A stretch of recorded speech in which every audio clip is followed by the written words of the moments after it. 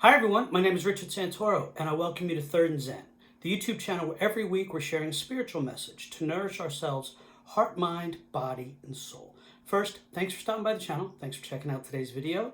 I do hope this video finds you doing well. I do hope that you're taking the time to care for yourself, heart, mind, body, and soul. Next, I apologize. There was no video last Sunday. I had been under the weather. It's the first time since I started the channel that I hadn't dropped something on a Sunday. So my apologies, and thank you for your grace and caring and understanding with that. With that being said, I'm going to jump right in today because before today's message, I'm going to give you, you that are out there watching and listening, a brief assignment that you might want to pause the video before the message if need be. But either grab a piece of paper. I'm going to have you write 3 brief things down, or just hold them in your mind and in your heart.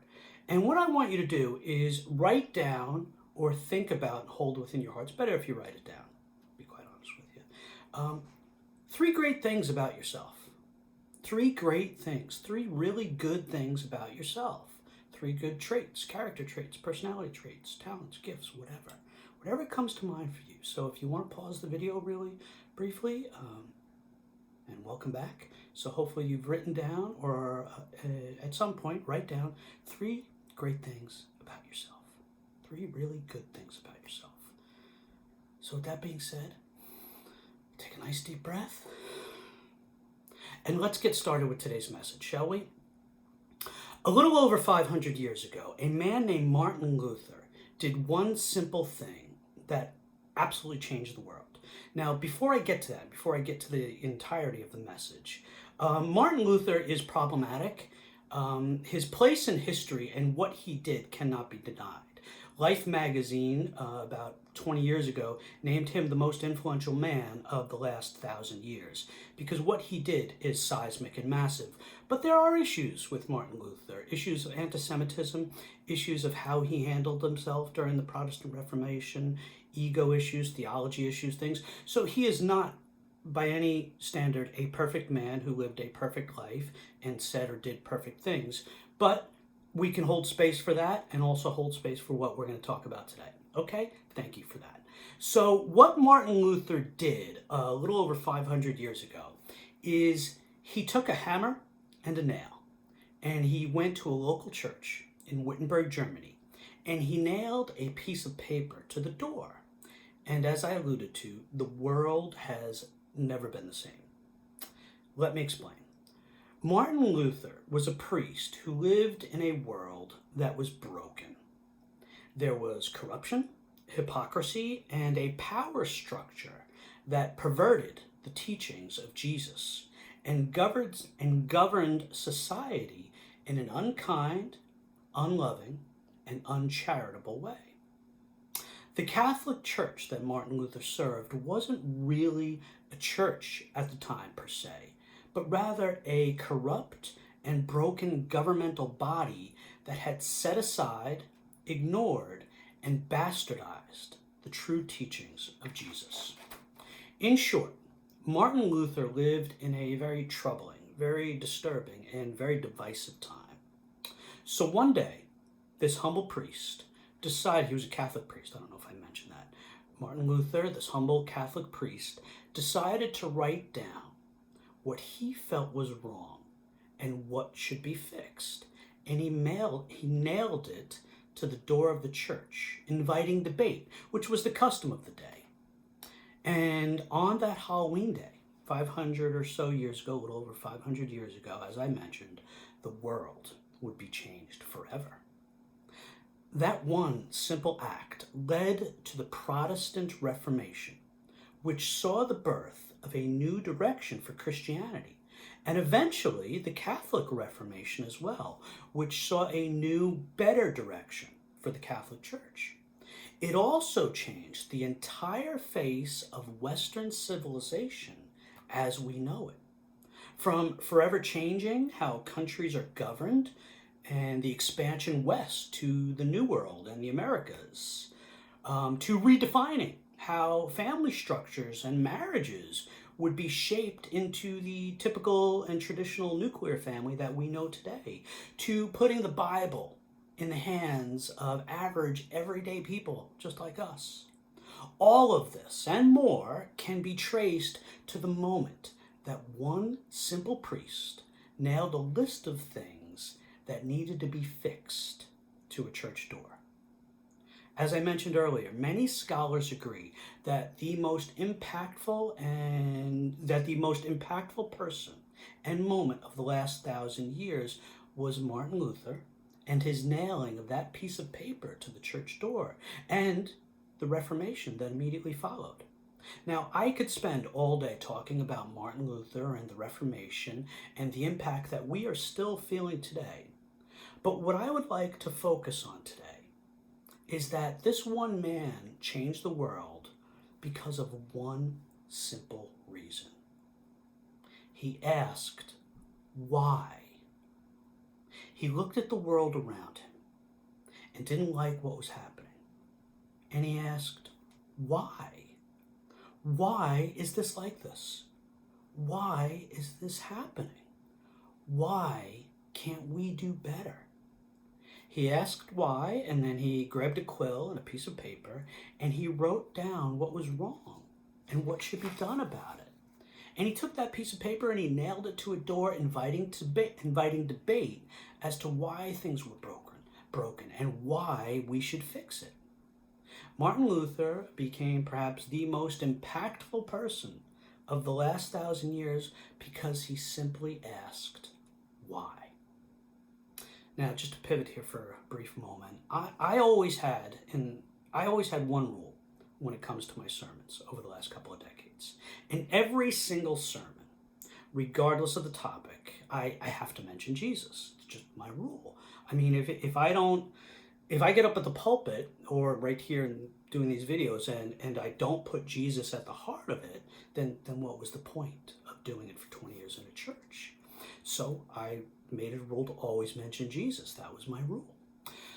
But over the years, I discovered something else about myself. I discovered something else up there at the pulpit about myself. If someone were to examine and analyze my sermons, they would discover that there is a constant throughout each of my messages. One that has never actually been a conscious rule of mine, but it seemed to have been more of a tendency, a theme on my part. In my sermons, I always ask, why? Why did I mention this? Why is this important? Why that? Why should we do this or that? And why should we be mindful or think about this or that? I always seem to be emphasizing and asking why. In truth, I have never been one to be satisfied with taking a surface or superficial explanation as absolute gospel when it comes to really important topics. I like to go deeper. I like to dig under the surface and unpack it. And at the time when I wrote this message back in 2016, maybe a little bit before, 2016, I'd had a really healthy dialogue with my sister, and the dialogue went a little something like this. She would say, Jesus had to die for our sins. I'd say, why? Because that was what God wanted. Why? Because we needed to be saved. Why? Honestly, it went like that for quite a bit, with some more depth and back and forth, of course. But again, the point is that I'm a big proponent of asking big questions, especially the question of why. As I said, I've never been one to be satisfied with taking a surface or superficial explanation as absolute gospel. I firmly believe that it behooves and benefits us to ask why. I do it in my spiritual journey and my reflections, in my dialogue with my sister and other peoples, and I did it for years at church and in various Bible study groups or other teaching sessions or groups, and I always did it up at the pulpit, and I do it here on these videos as well. Now, I beg you to forgive this obvious question that I'm about to pose, but I'm going to do it anyway. But why? Why do I always have a tendency in my life, in my soul, up at the pulpit here in these videos, to always ask, why? Well, let me explain the importance of asking why. And allow me to do so through the lens of two different areas of our lives. The first area as I've already alluded to, is the importance of asking why when it comes to those big or small theological and spiritual topics. Why did Jesus have to die? Why does evil or bad exist in the world? Why do good people suffer? These are big and at times tough, challenging questions. But there is so much reward in asking them and in the journey that we take when we go deeper beyond the surface answers that we've often been given. As I would always say to the kids at the church all the time, we can't be blind sheep who are just spoon-fed answers that we accept without thinking or questioning. We ought to take the mental, emotional, and spiritual journey of asking these why questions. Asking why and delving deeper into spiritual and theological areas nourishes our souls, helps us to grow and blossom into the best versions of ourselves. And quite simply, it does help us to draw nearer to Christ and strengthen our relationship with the Almighty, with the divine, with the transcendent. It's that simple. So that's the first area to examine in answering the question of why it is so important to ask why. Now, the second area that I want us to explore involves societal issues. As some of you may or may not have noticed over the last decade or so, things are not always good in our society. We know that. There are many problems and issues in our society. Now, we can complain about them. We can get upset about them. We can be disappointed in the way things are and hold space for those feelings. But I assure you, none of that will fix a darn thing. Things will only change when we stop, take a page from Martin Luther's book and the book of others, and ask why. Why are things the way they are? Why is this broken? Why is this happening? It is only in asking these questions, like Martin Luther and others have done, that we can start to fix things. Again, Martin Luther asked why, and things were never the same. We need to follow suit. Why are there so many homeless, hungry, and disenfranchised people in this society, in this country, in this world? Why can't we help them? Why is there still so much racial strife in our society? Why is there still so much racial and gender inequality in our society? Why, in this country, do we have the second highest level of income inequality in the world? Why do we rank in the top 5 worldwide in education spending, yet rank outside the top 20 in almost every educational performance criteria? Why do we rank first in student loan debt and yet rank 12th in 4-year degrees among 25 to 34-year-olds? Why? Why do nearly half of transgender people attempt to commit suicide? Why do we have the highest suicide rate of any developed nation in the world? Why are we 10 times more likely to be killed by a gun than in any other developed nation in the world? Why?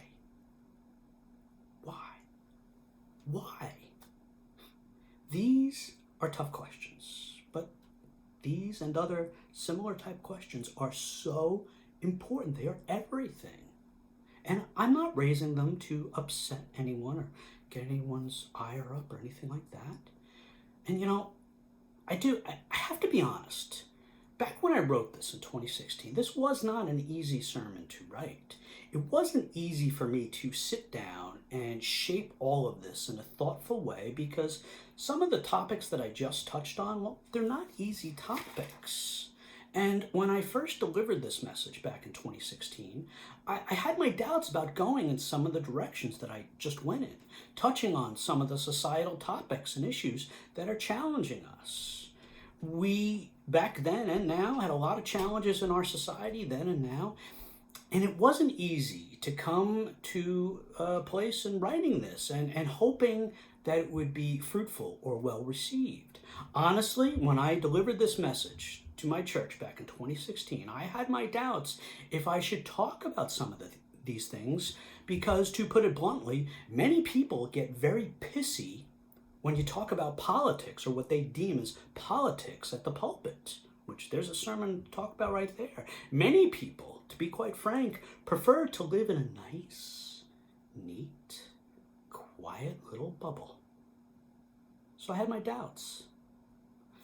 But then, of course, I remembered Martin Luther and others, and I remembered Jesus. After Martin Luther nailed his list to the church door, things did not go smoothly, to say the least. And eventually, Martin Luther was brought to trial and told that he had to recant what he had written. And rather to go against his conscience, legend says that he famously stated, "Here I stand. I can do no other." Now, it is debatable whether he actually uttered those words or not, but what we do know for sure was that he did take a Christ-like stand, and he did what he felt was right, and he stood by his words because they needed to be said. And that is indeed following in the footsteps of Christ, who absolutely did what he felt was right, and he stood by his words because they needed to be said. Jesus was persistently questioned. Why does he say the things he says? Why does he eat or hang out or consort with those people? Why do he and his followers do the things that they say and say the things that they do? And why are they going about their business in all these ways? Well, because his spirit-led conscience dictates it. That was the model that Martin Luther followed and others have followed. And that is the model that I did my best here in this message to follow. However difficult, some things just need to be said. And some why questions need to be asked. There is always fruit to be found in asking why, whether we seek to strengthen our spiritual life or whether it is to examine and fix what is wrong in our society and the world around us. Now, my friends, let me close with this. I opened the video today and I asked all of us to either think about or preferably write down on a piece of paper. And I'm curious, I'm sure that you are curious as to why. So let me tell you why I asked you all to write 3 good things, traits, abilities, gifts, talents about yourself. So if you have the piece of paper, take it out, or if not, hold space in your mind for whatever those 3 things were. And please, if you got the piece of paper, take a look at it. Take a look at it. Why? Why did I have you write those down? Why that exercise? And if you haven't done it, feel free, pause the video. Go get a piece of paper. Easy peasy, or even on your phone. 3 things. Well, here's why. How are you using those gifts, those talents, those traits to serve God, to serve society, to serve the best version of yourself and your neighbor, your loved ones, your circle, your tribe? How are you using the best things about yourself, those things that are written on a piece of paper, to do God's work and to fix the things in the world around us? Martin Luther asked why. Why are things the way they are? And then he sat down and he wrote a list of what needs to be done to fix things. And he nailed it to the church, to the door of a church. And the world was never the same. Why did I have all of you write down what you believe to be the best things about you? Because that list in your hand, like Martin Luther's list, is what is going to change the world. You, us, all of us, the best things about us. That's the list that we are going to use to fix things. That's our Martin Luther 95 thesis list. And like he nailed his list to a door, you can take yours and you can put it on your wall, you can put it on your nightstand, you can tape it on your computer at work or at home or wherever, on your refrigerator, on the kitchen counter, or put it on the back of your smartphone or your dashboard in your car, whatever is convenient for you. And every time we see something in our society that bothers us, that upsets us, that we think is broken, like Martin Luther, we can ask, why is this happening? And then we can explore what we can do about it. And we can look at that piece of paper and know that we have God-given answers. Us. We can fix it with the best parts of ourselves. We are no different than Martin Luther or any other reformer or person who has tried to effect change throughout human history. We can change the world simply by asking why. And by taking the best things about ourselves that are written on our piece of paper or that are held in our hearts, and by using them to serve God and to serve one another and to serve society and to fix whatever is wrong in society and the world around us. That is why I asked all of us to write down the best things about ourselves, or even just a few things, so that we have a reminder that we potentially have the tools to fix what is wrong in our society. Like Martin Luther, by simply asking why. And with what is on our piece of paper or held in our hearts or the best parts of ourselves, and with Jesus guiding us, we can change the world forever. You, the best things about you, you can change the world forever. Don't ever forget that. Don't ever forget that by simply asking why, and by being the best versions of ourselves with our time, our gifts, and our talents, and by simply asking why, we can change the world forever. Thanks be to God, and thanks for all of you. Amen. Okay, my friends, again, I want to thank you for stopping by the channel, for checking out today's video. I hope you go forward on your journey in peace and knowing that God loves you, God is guiding you, God is with you every step of the way. You are worthy of God's love. You are worthy of all the best things that God and this world has to offer. Don't forget that. All right, I love you all. Have a great day. Thanks again for stopping by. Ciao.